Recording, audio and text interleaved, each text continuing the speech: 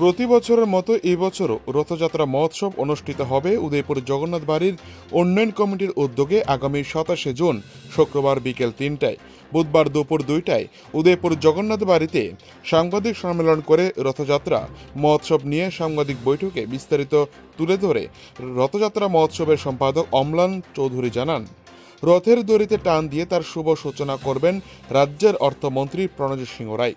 প্রথম দিনের রথযাত্রার মন্ত্রী ছাড়াও থাকছেন গোমতী জেলা পরিষদের সভাধিপতি দেবল দেবরায়, পৌর চেয়ারম্যান শীতল চন্দ্র মজুমদার, মাতারবাড়ি বিধানসভা কেন্দ্রের বিধায়ক অভিষেক দেবরায় সহ গোমতী জেলা শাসক তরিত কান্তি চাকমা ও মহকুমা শাসক ত্রিদীপ সরকার সহ প্রমুখ।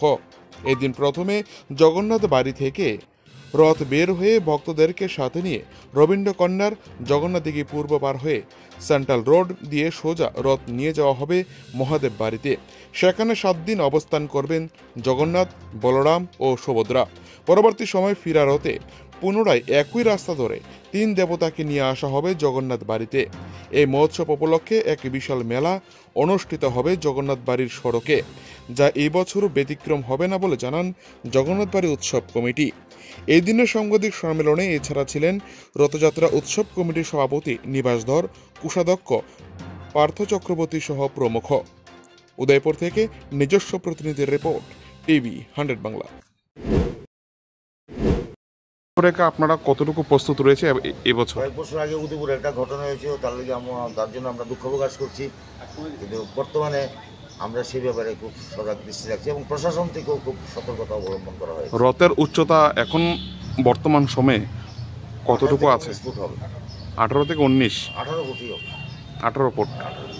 বৈদ্যুতিক যে তারগুলি রয়েছে রাস্তার দুধারে, সেগুলি কি এগুলি সরানো হবে, কাল পরশুতে সরানো হবে। বিশেষ আকর্ষণ কি থাকছে এবারে রথ উপলক্ষে? বিশেষ আকর্ষণ আমাদের এবার একটা রথের মধ্যে সবচেয়ে আনন্দের খবর আপনাদের মাধ্যমে এটা সবাইকে জানাতে চাই।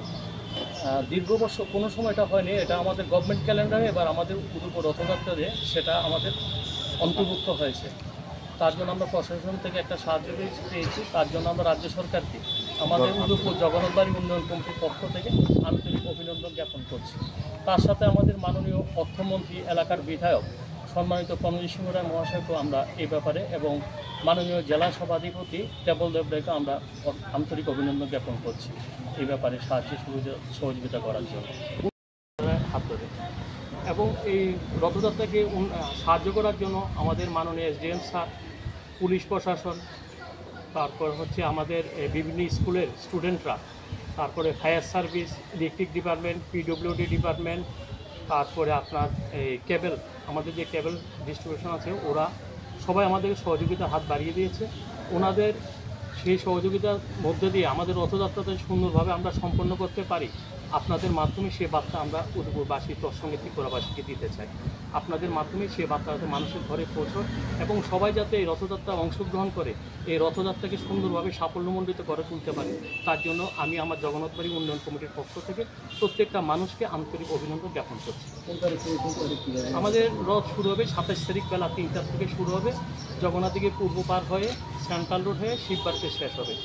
ঠিক একই রকমভাবে উল্টো রথ হবে, শিববাড়ি থেকে শুরু করে সেন্ট্রাল রোড হয়ে আমাদের এই সেন্ট্রাল রোড হয়ে জগন্নাথ মন্দিরে পূব পাঠিয়ে এসে আবার জগন্নাথ বাড়িতে শেষ হবে।